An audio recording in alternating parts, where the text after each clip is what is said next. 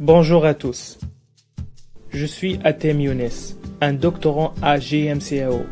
Je travaille sur la détection d'aiguilles de grains dans les images ultrasonores pour la curithérapie dynamique. C'est le sujet de ma thèse que je vais présenter ici. Le cancer de la prostate touche les hommes âgés entre 60 et 90 ans. L'âge moyen de détection de cette tumeur est de 71 ans. Lui seul, il représente 21% en termes de nouveaux cas de toutes les localisations cancéreuses. Il est aussi la troisième cause de décès par cancer chez l'homme. La curithérapie est une technique de radiothérapie interne pour les cas de cancer localisés à faible risque. Ça consiste à injecter des grains radioactifs dans la prostate à travers des aiguilles creuses. L'irradiation locale de grains élimine les cellules cancéreuses et empêche leur développement. La procédure est guidée par les images échographiques acquises par une sonde endorectale. La curithérapie se déroule en 3 étapes. Ça commence par la planification. Cette étape préliminaire permet de calculer les doses et de planifier les positions d'injection. Ensuite, on implante les grains. Le patient est mis sous anesthésie générale. On introduit entre 10 et 30 aiguilles creuses dans la prostate. On injecte les grains à travers ces aiguilles que l'on retire immédiatement. Et finalement, on procède à localiser les grains par une acquisition à scanner quelques jours plus tard. Ça nous permet de vérifier les positions de grains dans la prostate.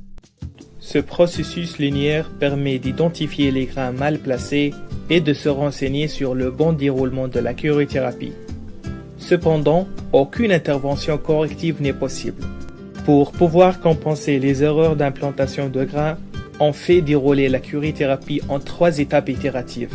Alors, on parle d'une curithérapie dynamique, là où on peut mettre à jour la planification en se basant sur une localisation échographique de grains.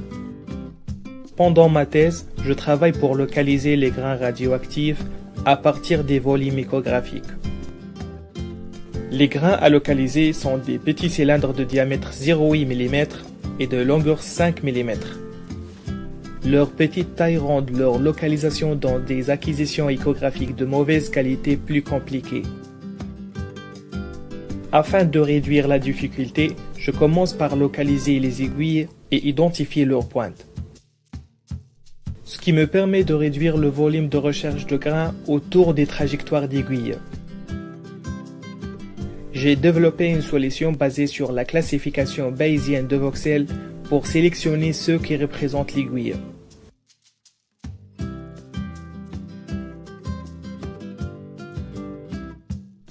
Après avoir localisé les aiguilles, il nous reste à trouver les grains.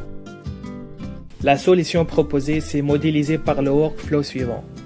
Chaque aiguille injecte une ligne de grains connectée. On se réfère à la planification pour se renseigner sur la composition de chacune. Pour localiser les grains, on sélectionne les voxels lumineux censés appartenir aux grains par une binarisation bayésienne. Certes, des faux positifs seront aussi sélectionnés. En effet, les images échographiques contiennent régulièrement des artefacts lumineux. Pour les supprimer, on applique une discrimination supplémentaire qui garde que les vrais positifs. Après, on procède à superposer les vrais positifs retrouvés, qui sont les voxels de grains, à un modèle artificiel de ce qu'on a injecté.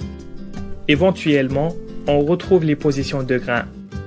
Par contre, les grains d'une même ligne ne s'orientent pas de la même façon. Ce qui nous amène à raffiner les résultats par rechercher de nouveau les directions réelles de chaque grain séparément.